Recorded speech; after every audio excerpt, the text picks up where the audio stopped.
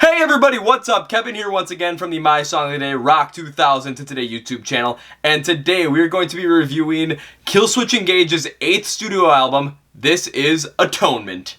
So before I get into the full-on review, for those of you who have never been here before or just forgot how reviews work, let me tell you how this one's going to go. First, I'm going to start by giving you a little bit of a background on the album and what has led us up to this point. Then I'm going to go through each song in order from 1 to 11 and give you my full thoughts on what the meaning of the song is, the instrumentation, the vocal pattern, the lyrics, the melody, and all that stuff. I will not hold back. Then I will give the whole album a rating on a scale of 0 to 10. 0 being that noisy neighbor you have upstairs, or that annoying neighbor you have upstairs that's always complaining, turn it down there! And 10 being that neighbor that you had when you were a kid that just let you run through their yard and just was cool about everything. And don't worry, at the end I will give you my reasons why I gave that rating. So let's get on into it! So, give you a little bit of a background on Atonement. This is Killswitch Engage's 8th studio album, and it comes out after Incarnate did back in 2016, so we've been waiting about 3 years for this one, which is pretty much average. Jesse Leach, the vocalist, did have vocal surgery before this album, so there were questions regarding how he was actually going to sound. Now, looking at the meaning of the album as a whole, let me take a look and read exactly what Jesse Leach said about this. He said the meaning of the album as a whole was to be a reflection of perseverance and passion through the trials and suffering of our existence. That does come from Jesse Leach. So now that we know how we are here and the state of the band and the meaning of the album, let's go into song number 1. So starting out at number 1, we have the lead single, Unleashed. Now the meaning of the song, now again, this is coming straight from Jesse, is about awakening that inner passion that lays dormant within you and bringing it all out into the world. And that kind of does stick with the overall theme of the album, which we just talked about. Now this one, when the lead single dropped back in June of 2019, I was not a fan of this one, and that was because I thought it was really slow paced compared to what I know Killswitch can do, and it just did not flow well. It also lacked the bite that I can find on a lot of Killswitch songs, so this one just seemed like it lacked a lot, and as the lead single, I really didn't care for it. The one thing we did see on this lead single, though, was that following that vocal surgery, that Jesse still has it. So let's see what happens as we go through the rest of the album and see if it gets any better than this. So number 2, we have The Signal Fire, and this song is all about, keeping hope in the dark times and also helping out those in need. Now the biggest thing about this song is it featured Howard Jones of Light the Torch. Now Howard Jones was a former vocalist for Killswitch Engage back at the late 2000s, early 2010s, and this was one that fans had been waiting for, so let's talk about it. The construction of the song from an instrumental standpoint, this is just classic Killswitch Engage right here with their metalcore sound. Has a little bit of a rapid pace to it, so it sounds good. But the key is, how are the vocals between Jesse Leach and Howard Jones going to work here, and how are they going to mesh together? And let me tell you, they mesh together beautifully. They give this song a whole entire new dimension, actually multiple new dimensions, just with the mixture of both their vocal styles and vocal patterns. This one was done well, the one that the fans had been waiting for, and let me tell you, this is the best song on the album, hands down. So coming in number 3, we have Us Against the World, and this song talks all about overcoming the obstacles and adversity that the world throws at you, whether it's by yourself or with someone else. Now the song has a very melodic metalcore construction on it, and I really didn't like it, especially given the fact that Jesse's vocals are very unclean and really fit that smoke show sound that the Signal Fire really produced before it. So I think the mix between those two really didn't work when you go melodic metalcore and smoke show vocals. I wish it would have gone smoke show, construction on the instrumentation. That would have fit this much better, but, you get what you get. Lyrically, this one is very bland. Us Against the World. I mean, it's pretty bland, but they kind of put themselves in the position with the title of the song. So I was not the biggest fan of this one, guys. Just I wasn't. At number 4, we have The Crownless King, and this one is, in my opinion, talking about a political statement going up against the current establishment, potentially Donald Trump on this one. But again, I don't want to get too much into that because I don't really want to get full into politics, but take that as you will. Construction-wise, this song is constructed a lot instrumentally like the Signal Fire. So you're getting that classic Killswitch Engage sound to it. It works really well. This one also has a feature of Chuck Billy of Testament on it, and he provides some cleaner vocals on this one, which gives it a little bit of a cleaner and crisper sound, and I really do like that on this one. So you're not really missing anything. The mix between Jesse's vocals and Chuck Billy's vocals are really done well here, and overall, I think this is a good song. They really do not disappoint on this one at all.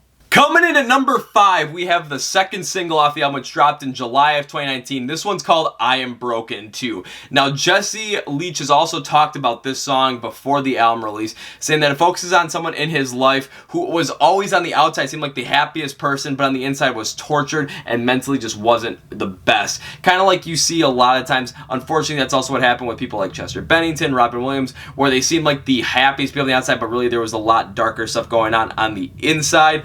And we all just want to end up helping out when we see that, if we are aware of it. Now, this one really brought that mental state into the forefront, and I really do like how they did it on this one. It is a much slower than average Killswitch Engage song, but the experimentation on this one, given the theme, was the right move to go with. And in this one, Jesse uses his clean vocals. Now, no unclean vocals in this one, just clean, and it's the best mood for it because it gives it a darker tone along with the instrumentation, but also gives it more of a hopeful tone, and that mix as an experimentation really works well here. As a single, I really did enjoy this one because it changed up the sound of the whole entire album, kind of gave you a break from it, and I thought this was a great move by the band. At number 6, we have As Sure As the Sun Will Rise, and this one talks about overcoming the adversity of life and knowing that there is always another chance tomorrow to beat it, even if today that you failed. The pace of this song is, again, that classic metalcore construction that Killswitch Engage is known for, but given the theme of the song and the name of it, I thought that a slower pace one like I Am Broken Too really would have worked well here, so I kind of was hoping to see the experimentation on something like this, but I just didn't get it. Lyrically and vocally, this is where I get lost. The verses here are really good. I am a big fan of them. However, the chorus is where I get lost. It's because I thought that a use of a higher pitch, cleaner vocal from Jesse would really work well here, just kind of upping the tone a little bit. But it didn't, and it just did not give the song a real hopeful feel that the meaning really put out there. So I thought they missed the mark on this one once again. At number 7, we have Know Your Enemy, and this is another political song and takes a stance on the current political culture we have here in 2019. Instrumentally, we're still getting that classic Killswitch Engage construction, the faster metalcore pace, but they do have a little bit of a change up in between the verses, and I really like what they did there. I thought it was a really good idea. Now, I'm not a real big fan of the chorus on this one because it's a lot of call and response style. It just seems like it was done a little bit lazily, and especially with something like when you're trying to make that political statement. I've seen the call and response work, but how it was constructed on this one, it just did not hit the mark. However, Jesse only uses clean vocals on this song, and it really helps to up the angst that is felt within the political climate of 2019. So I thought that was a good move, and I'm a little mixed on this song because I thought there were some spots that really didn't work, but vocally, especially in the verses from Jesse, yeah, it worked. At number 8, we have Take Control, and this song kind of talks more about taking control over your own mental state and becoming more accountable so that you're able to make a change a lot quicker if you feel like you're down and out and not really doing very well. Now, the intro, I thought it kind of had this little bit of a Trivium feel, if Trivium slowed down some of their stuff like they have in the past, and I thought, okay, that's a nice idea. Let's see how they bring it back together. Jesse's vocals focus more on clean vocals and unclean vocals on this one, and I really did like the move just because it gave the sound a little bit of a different style, and I thought it was something that was really well done given the pace of it. I like how the whole entire song construction was more hard rock than metalcore to give it a little bit more of a, diversity, a little bit more of an experimentation style, which I did like. The bridge and the guitar solo on this song are absolutely perfect for the song. I'm a big fan of them.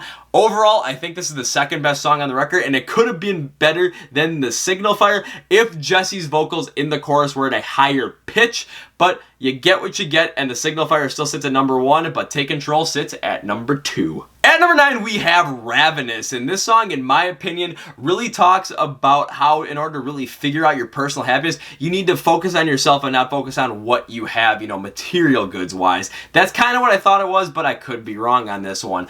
Again, you're going to get that classic Killswitch Engage instrumentation sound with that faster metalcore pace, but the drumming on this one is something I really want to highlight here because the beat of the bass drum really gives it more of that driving feel, and I really do like what happens here. Vocally, you're going to get the same kind of thing, but Jesse's vocals, he goes more clean in the chorus, and I really do like the move on this one because it kind of heightens the intensity a little bit. The biggest problem I have with this song is I fear it's going to get overshadowed by some of the other songs on the record, and this one is one you should not sleep on. Number 10, we have I Can't Be the Only One. And this song, I really think focuses on the saying united we stand, divided we fall. So it's trying to bring people together and stand against something so that we can be united and successful. Now the song does start out with a little bit of a slower, more melodic, interesting sound that's inviting into you. But then instead of going into full metalcore after like 15 seconds, they go hard rock again, and I do like the move. I like the pace of it because it keeps it at a rather smooth style. So I thought, yeah, this one is pretty good. Jesse plays this one a little bit more conservative as well with his vocals. Again, going with the cleaner vocals in the chorus, which I thought actually was a good move on this one. But then again, that is my take. Overall, I like this song, but I kind of had a problem with it because I honestly didn't remember the song after a couple plays through. Actually, after every playthrough I did on this one, I always forgot about it. So that's a fear of this one because it's a good song. It's not a great song. It's a good song, but I keep forgetting about it. At number 11, in the last song of the album, we have Bite the Hand That Feeds. This is another political statement going up against the political nature that is in 2019, potentially digging at the American establishment that we have right now. Again, this song, construction-wise, you're going to get that classic Killswitch Engage metalcore sound. You're not going to deviate from it, which I like the move on that. Jesse focuses on unclean vocals, which I kind of like on this one because it gives more angst to it with that style. But the biggest issue I have with this song is it sounds like it was thrown together. It was thrown together real sloppily. It seemed like it was, again, tossed together at the last minute, put on there, maybe for some, like, just to try and get that real political angst song in there. And I didn't like the move at all because it brought a nice flowing album to a weird end, and it just kind of killed it because I thought this could be a classic Killswitch album. But this one kind of just doesn't fit here. I'm not the biggest fan of it, and it left a sour taste in my mouth at the end of the album. Alrighty, so overall, what am I going to give Atonement by Killswitch Engage on a scale of 0 to 10? What is it? And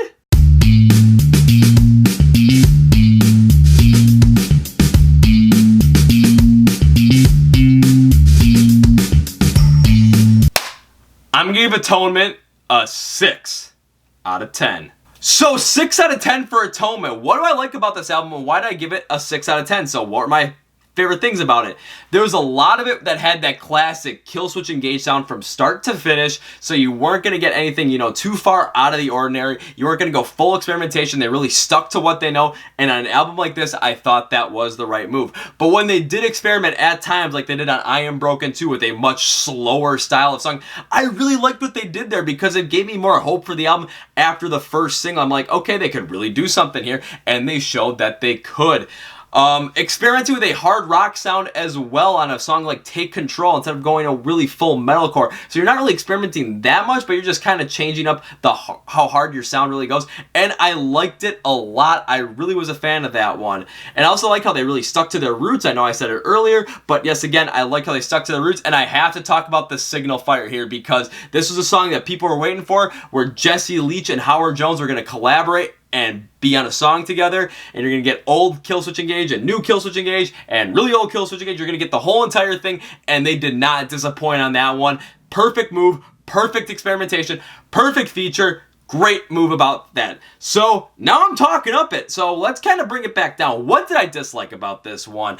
Unleashed as the lead single just gave me a sour taste in my mouth because I was not a fan of it. It did not flow very well and gave me a lot of concerns on the album, and it really kind of just brought it to not a best start. Also, the ending of the album with the Bite the Hand That Feeds is just sloppy. It just kind of halted it. Where the middle of it from songs 2 to 10 were so well done. The other thing I really don't like about this one was they had a lot of room here because they only did 11 songs at 39 minutes. I thought they could have done another song, maybe towards the end of the album, that was a little bit more experimental and kind of show a little bit more of another dimension, which really could have helped out if they could have struck gold like on I Am Broken 2, but that wasn't the case, and I thought that could have, maybe bumped the album up a point and a half. Overall, this is my take on it. If you are a huge Killswitch Engage fan, you are going to absolutely love Atonement because you're going to get exactly what you want from Killswitch Engage with their sound. If you are a casual fan or or not the biggest fan of them, like myself, you're going to actually listen to this album and think, you know what, this ain't that bad of an album. It is pretty good, and it's just, you know, you're going to hear that classic Killswitch sound. So overall, is this album going to warrant repeat viewing from start to finish? Probably not, but songs like The Signal Fire, yeah, you're going to listen to those a lot.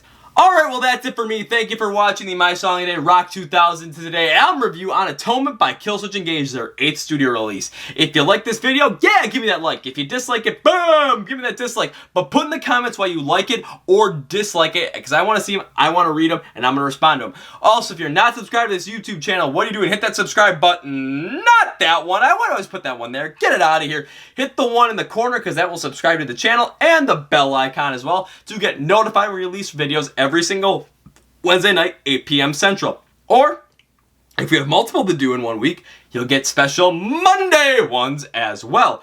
Now, if you are not following us on social media, what are you doing? Follow us on Facebook, because anytime anything gets released, songs of the day, podcasts, videos, on YouTube or on Instagram, yeah, you're going to hear about them there, so go follow that to stay in the loop. Also follow us on Twitter, because on Twitter, we love to talk to you guys about what's going on in music and see what your take is. Also follow us on Instagram, because not only do we do the exact same thing with Twitter, we talk to you guys about music and see what your take is, we also do things such as our IGTV videos, where you get a behind the scenes look at what's going on in my brain and what we're going to do here on My Song of the Day. You can also follow us on our Instagram live streams every Wednesday night at 9 p.m. Central. It's an hour. You can talk to us. You ask us questions. I answer them, or just get into a conversation. It's a fun time. I want you guys on those. Links for all those in the description below. So now let's get those out of here, and let's talk about the Chord